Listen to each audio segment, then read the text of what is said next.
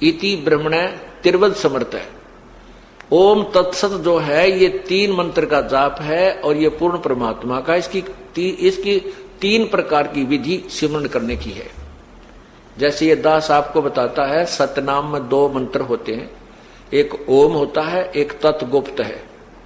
उस 2 अक्षर के मंत्र से सतनाम बनता है। ये कई पंथ हमने देखे हैं, वो कहते हैं सतनाम सतनाम ऐसे जाप कर लो, 5 नाम देते हैं, उन 5 नामों में एक सतनाम भी दे रखा है, सतनाम सतनाम करने का। ये सतनाम जाप नहीं है, वो सतनाम 2 अक्षर का मंत्र है, ओम और तत्। तत् एक सांकेतिक शब्द अक्षर है, वो दास बताएगा केवल उपदेशी को।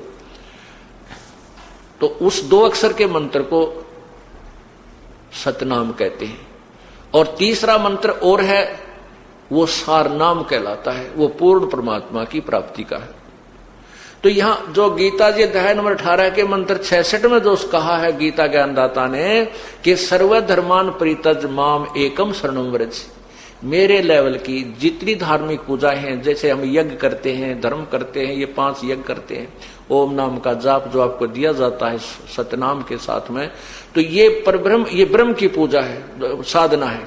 तो इस साधना करके हमने सतलोक जाना है, और इसका जो हमारे ऊपर कर्जा है ब्रह्म का, इसके लोक में हम रह रहे हैं, इसको, इसकी पूजा ओम नाम का जाप और ये यज्ञ धर्म इसी को दे देंगे। ये हम क्या करते रहे अभी तक, जो भी ओम नाम का जाप हमने किया, यज्ञ हवन किया, उस स्वर्ग में महास्वर्ग में खा के खर्च करके उस होटल में अपनी पूंजी समाप्त करके फिर 84 लाख यूनिया में आ जाते, हम कंगाल के कंगाल रह गए। और ये हमें बाहर नहीं जाने देता। अभी इसने विधि बता दी है, जैतने उस परमात्मा की शरण में जाना है तो मेरे लेवल की जो पूजा वह करनी पड़ेगी साधना, और मेरे को छोड़ जाना। फिर मैं तुझे गधे कुत्ते सुअर नरक में नहीं डालूंगा, मैं तुझे इन जो पाप तेरे ऊपर बने हुए इनसे मोक्ष कर दूंगा, मेरा कर्जा दे दे, मैं तुझे बंधन मुक्त कर दूंगा, वैसे नहीं करूंगा। मेरे लेवल की जो पूजा है सर्वधर्मान परित्यज माम, मेरे लेवल की सब पूजाएं मुझे देकर एकम शरणम व्रज, एकम जिसके बराबर दूसरा ना हो, अद्वितीय परमात्मा की शरण में व्रज माने जा। गीता ज्ञान दाता तो कह रहा है कि उसकी शरण में जा, और गीता जी के अनुवादकर्ताओं ने व्रज का अर्थ कर दिया आजा, मेरे पूजाओं को मेरे में छोड़कर मेरी ये शरण में आजा। अरे भले आदमी, अर्जुन उसकी शरण में पहले था ना ही बाण आण की कसर रहेगी। वो तो खुद कहता मैं तेरी शरण हूं, मैं तेरा शिष्य हूं, तो मुझे जो से कहेगा नहीं कर लूंगा, मुझे यथार्थ ज्ञान दे दे। अब इन गीता ज्ञानदाताओं ने कति गलत अनुवाद कर रखा है, गीता ज्ञान अनुवाद करने वालों ने कति गलत अनुवाद कर रखा है। वर्ज का अर्थ और आना लिख रखा है, जबकि जाना होता। गो अंग्रेजी वर्ड है गो, उसका अर्थ जाना होता है, और गो का अर्थ कोई आना करता है वो मूर्ख है, वो परिचित नहीं है उस शब्द के अर्थ से। और ऐसे अनुवाद हमारे गीता जी के अनुवाद करता थे, ऐसे अनुवाद किए हैं। वर्ज माने जाना, यानी गो माने जाना का अर्थ आना कर रखा है। अरे थारे बलाओ थरा, और बड़े आचार्य यार मैं ऋषि पता नहीं के पदवी पाएंगे, क्यों? अंधा में अंधे आंख पकड़ हाथ पकड़ रहे थे, अंधे की बागई अंधे ने मारे कौन बतासी। तो वर्ज माने जाना होता है। आप उठाकर देख लीजिए गीता जी के आज तक के जितने अनुवाद करता है सबने आना किया हुआ है। तो फिर ये कहता है कि जब तू मेरे जो ओम नाम का जाप और ये साधना मुझे दे देगा, मेरा धन मेरा, तो फिर मैं तुझे सर्व पापे भा मोक्षामि मां शुच, मैं तुझे सब पापों से मुक्त कर दूंगा, तू चिंता मत करे। तो पुण्यात्मा, इस प्रकार हमने इस तत्व ज्ञान को समझना है। और ये तत्व ज्ञान कैसा बताया है? और ज्ञान सब ज्ञानड़ी, कबीर ज्ञान सो ज्ञान, जैसे गोला तोब का इब करता चले मैदान। ये तत्व ज्ञान एक बार जनसाधारण बुद्धिमान लोगों के पास पहुंच गया, पूरे विश्व में जय जयकार हो जाएगी कबीर परमात्मा की, क्योंकि हम सब एक पिता की संतान हैं। ना कोई हिंदू अलग है, ना कोई मुसलमान न्यारा है, ना कोई सिख भिन्न है, ना कोई ईसाई अलग है। हम एक पिता की संतान हैं।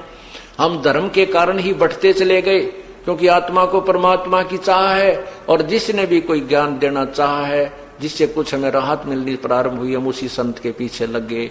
उसी के अनुयायियों को फिर अलग से नाम रख दिया गया। किसी के अनुयायियों को मुसलमान कहने लगे, किसी के अनुयायियों को ईसाई कहने लगे, जैसे किसी के अनुयायियों को और दूसरा नाम दे दिया, हिंदू कहने लगे, सिख कहने लगे। हम एक ही वर्ग के व्यक्ति थे और हम ही में से उस संत के साथ लग गए, उनको अलग कहने लगे। जैसे अब कुछ एक को कहते हैं ये राधा स्वामी वाले हैं, ये धन धन सतगुरु वाले हैं। वो हैं कौन? वो अपने भाई बहन हैं, अपने रिश्तेदार हैं, अपने हिंदू समाज या सिख समाज से उसमें गए हुए हैं। कुछ दिनों में ये धन धन सतगुरु न्यारा मजहब बन जाएगा, राधा स्वामी न्यारा धर्म बन जाएगा।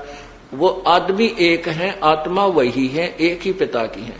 इसी प्रकार मुसलमान भी वही बने जो हमारी एक ही जनता थी, उसमें से हिंदुओं से ईसाई बन गए, ईसाइयों से फिर मुसलमान अलग और धर्म बन गया। इस प्रकार हिंदुओं से ही फिर आगे सिख बन गए। आप पूर्ण इतिहास उठाकर देखो पुराने अपना, ये सभी हम एक हिंदू थे। हिंदुओं में से जैसे गुरु नानक देव जी ने आकर के परमात्मा ने आकर के गुरु नानक देव जी को अपना स्वधाम दिखाया, कबीर जी ने। उसके बाद नानक जी हिंदू साधना करते थे, हिंदू थे, गीता जी का पाठ करते थे, ब्रजलाल पांडे से गीता पढ़ा करते थे। लेकिन ब्रजलाल पांडे ने गीता उल्टी पढ़ा रखी थी। तब परमात्मा ने आकर कबीर जी ने श्री नानक जी को यही सीधा ज्ञान पढ़ा, गीता जी का जो दास पढ़ा रहा है, तो उस पुण्यात्मा की बात समझ में आ गई। तो उन्होंने फिर उस गीता जी में 5 श्लोक सेलेक्ट कर लिए। गुरु नानक देव जी ने गीता जी के 5 श्लोक सिलेक्ट कर लिए, चुन लिए। उसको 7 श्लोक, उसको शपथ श्लोक की गीता कहने लगे। और इन 7 श्लोकों का उत्तर प्रश्न, 7 श्लोकों का उत्तर वो उन पांडवों से पूछने लगे जो विद्वान कहलाते थे, मंडलेश्वर, महामंडलेश्वर। वो 7 श्लोक कौन कौन से थे? वो तत्ब्रह्म कौन है, गीता जी का ज्ञान किसने दिया है, इस तरह ये 7 श्लोक इसमें छांट लिए कि वो 15वें अध्याय के 17वें श्लोक में वो परमात्मा कौन है जो सबसे उत्तम है, जो गीता ज्ञानदाता से भी अलग है। तो इन बातों का उत्तर, गुरु नानक देव जी के प्रश्नों का उत्तर उन पंडितों के पास नहीं था, पंडितों के पास नहीं था।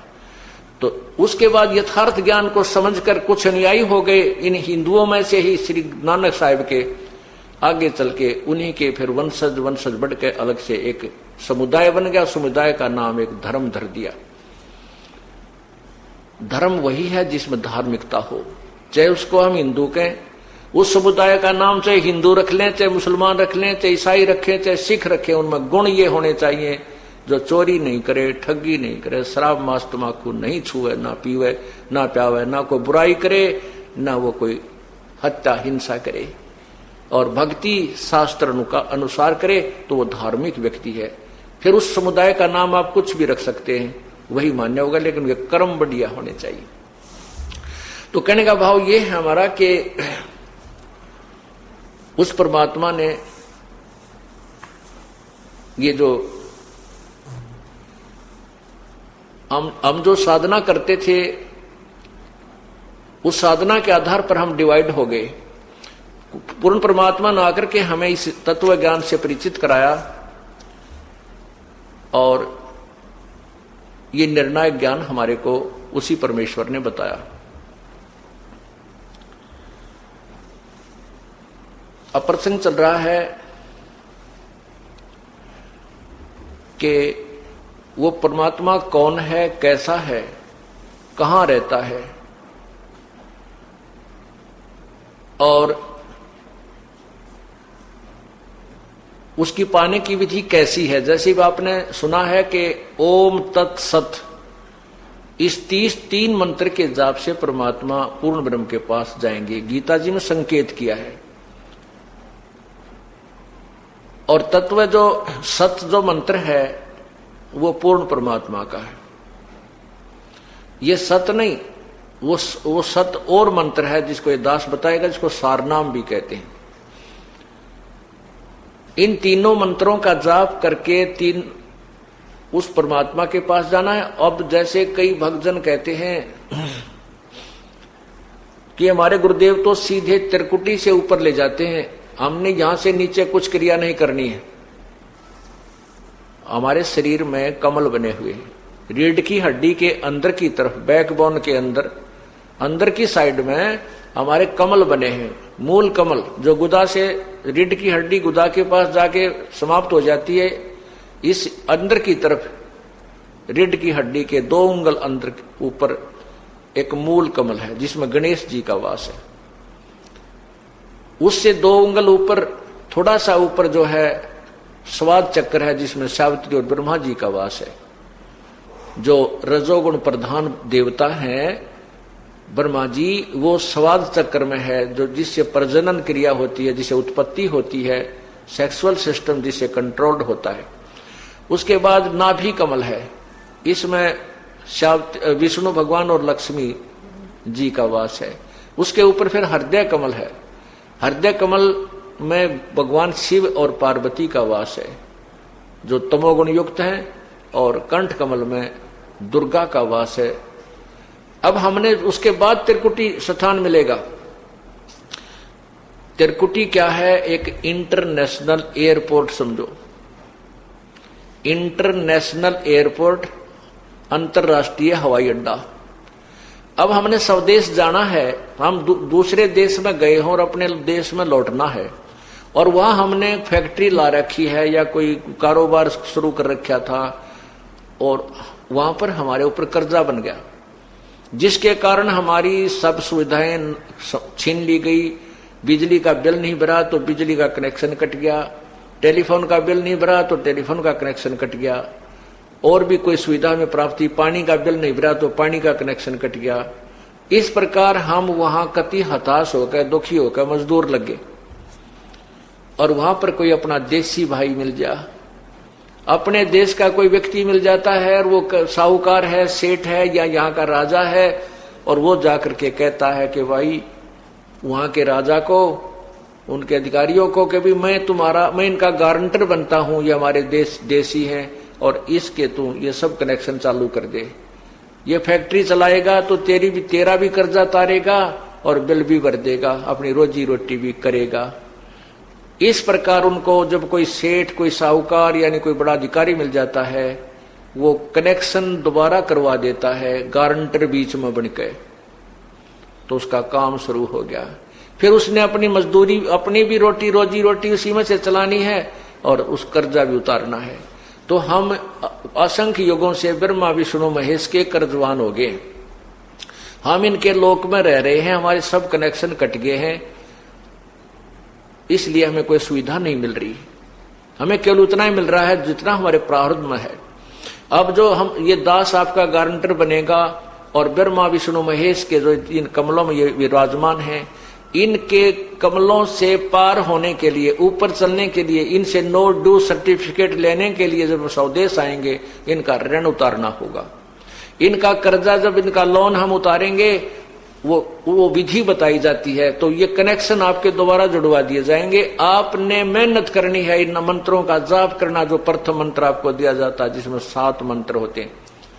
7 मंत्रों में से ये 5 मंत्र सिलेक्टेड हैं जो इन भगवानों के हैं, ब्रह्मा विष्णु महेश, दुर्गा और गणेश, और 2 मंत्र इसमें आपकी आज्ञा की कमाई साथ चलती है।